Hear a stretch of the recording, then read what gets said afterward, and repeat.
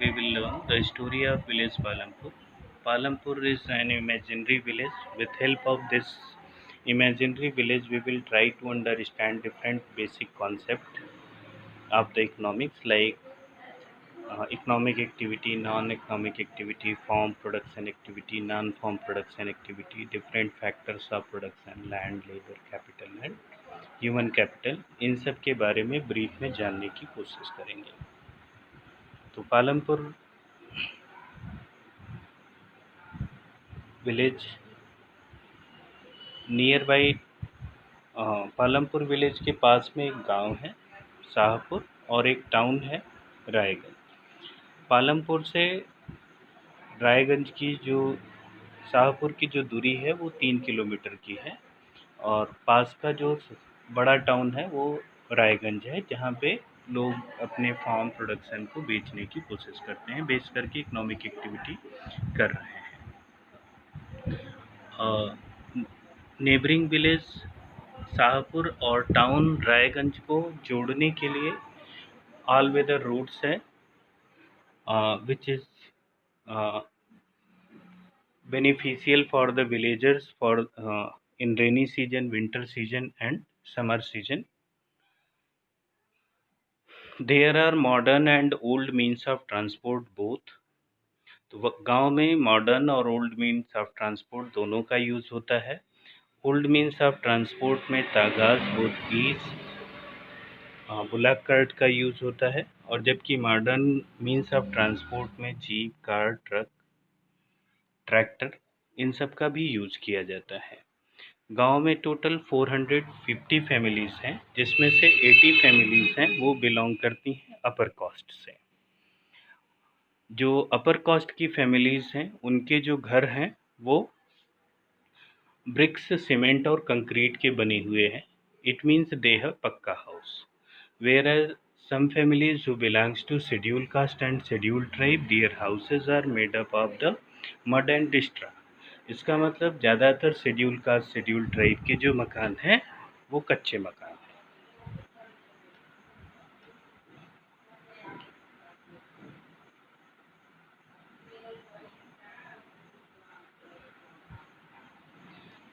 इन सुविधाओं के अलावा ये देखा गया कि पालमपुर में ज़्यादातर घरों में इलेक्ट्रिक कनेक्शन है।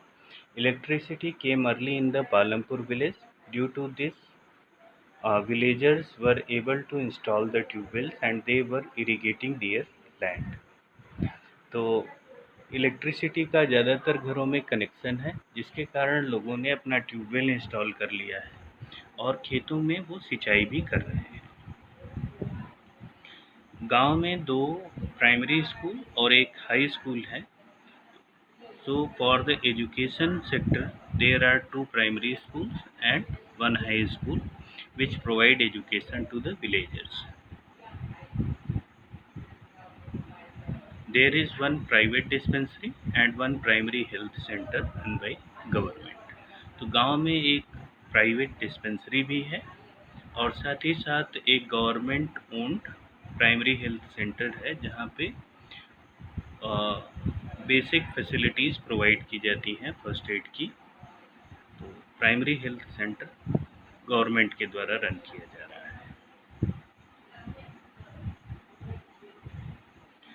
इन सारी सुविधाओं के बेस पे हम ये कह सकते हैं कि पालमपुर एक वेल डेवलप्ड विलेज है। पालमपुर विलेज में 2 तरीके की एक्टिविटी हो रही है, फार्म प्रोडक्शन एक्टिविटी और non farm production activity. Farm production activities are those activity which is related with farming. So it includes sowing, harvesting, threshing, winnowing. तो इस तरीके की एक्टिविटी को फार्म प्रोडक्शन एक्टिविटी कहा जाता है। Activities other than farming is called non farm production activity. Farming के अलावा जितनी भी एक्टिविटीज़ होती हैं उनको नॉन फार्म प्रोडक्शन एक्टिविटीज़ कहा जाता है, जैसे dairy, small shops, small scale industries. इस तरीके की activities non farm production activity में आती हैं। सारी प्रोडक्शन, चाहे फार्म प्रोडक्शन एक्टिविटी करना हो या नॉन फार्म प्रोडक्शन एक्टिविटी करना हो, इन दोनों प्रोडक्शन एक्टिविटीज़ के लिए हमको कुछ इनपुट्स चाहिए। सो for the any production we need some inputs. These inputs are called factors of production. So inputs used in production process is called factors of production. There are four factors of production. तो factors of production को four part में classify किया गया है. Land includes soil, mountains, rivers and other natural resources. Second one is the labor. The person or the person who does physical and mental work is called labor. तो production करने के लिए सबसे पहले हमको लैंड की ज़रूरत होगी, उसके बाद उस पर प्रोडक्शन करने के लिए लेबर की ज़रूरत होती है. लैंड लेबर को मैनेज करने के बाद थर्ड जो रिक्वायरमेंट है that is called physical capital. तो तीसरी जो रिक्वायरमेंट होती है वो फिजिकल कैपिटल की है.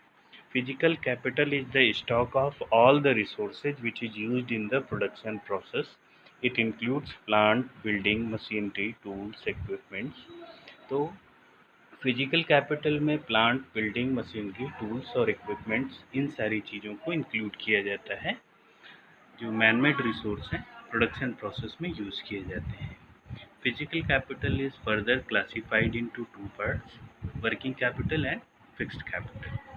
तो फिजिकल कैपिटल को दो पार्ट में क्लासीफाई किया जाता है, एक फिक्स्ड कैपिटल और दूसरा वर्किंग कैपिटल. फिक्स्ड और वर्किंग कैपिटल के बारे में हम अभी थोड़ी देर में पढ़ेंगे. फिजिकल कैपिटल के बाद लास्ट जो रिक्वायरमेंट है वो ह्यूमन कैपिटल की है. Human capital is the stock of knowledge, ability, entrepreneurship. तो ह्यूमन कैपिटल ऐसे पर्सन को कहा जाता है जो नॉलेजेबल हैं, स्किल्ड हैं, एक्सपर्टाइज हैं और जो बिजनेस को करने का रिस्क उठाते हैं, ऐसे लोगों को ह्यूमन कैपिटल में कंसीडर किया जाता है. ह्यूमन कैपिटल के बारे में ज़्यादा डिटेल में नेक्स्ट चैप्टर में हम लोग पीपल एज ए रिसोर्स में ब्रीफली पढ़ेंगे.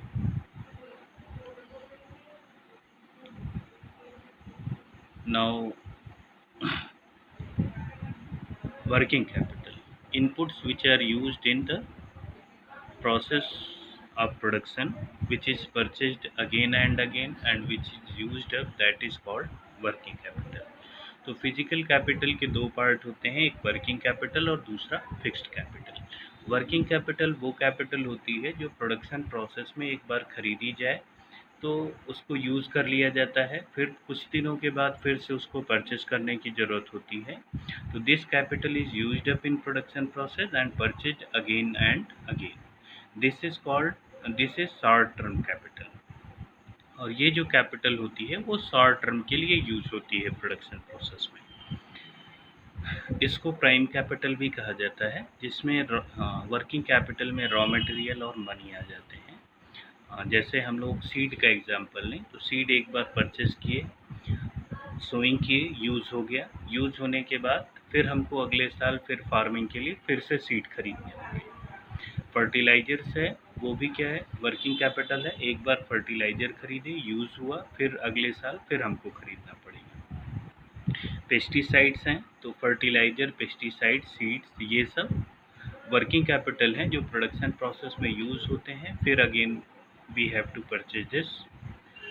So raw material and money are the working capital, whereas fixed capital are those capital which is used in the production process over many years. तो वो सारे inputs जो production process में कई सालों तक यूज होते हैं उनको हम लोग फिक्स्ड कैपिटल कहते हैं. Fixed capital is long term capital. Fix capital long term capital भी होती है और इसको इनडायरेक्ट कैपिटल भी कहा जाता है. प्लांट, बिल्डिंग, टूल्स, ये सब फिक्स कैपिटल के एग्जांपल हैं. एक बार प्लांट सेटअप करने के बाद हम इसको 10 से 15 साल, 20 साल तक यूज़ कर सकते हैं. टूल्स हैं, टूल्स एक बार अगर परचेज़ किए तो ये 10 साल, 20 साल जब तक हम उसको यूज़ करना चाहें यूज़ कर सकते हैं. मशीनरी है, once it is purchased we can use it over many years. तो ऐसी कैपिटल जो एक बार खरीदने के बाद कई सालों तक चलती है वो फिक्स कैपिटल होती है. जो शॉर्ट टर्म में यूज़ हो जाए वो वर्किंग कैपिटल होती है. So this way we can say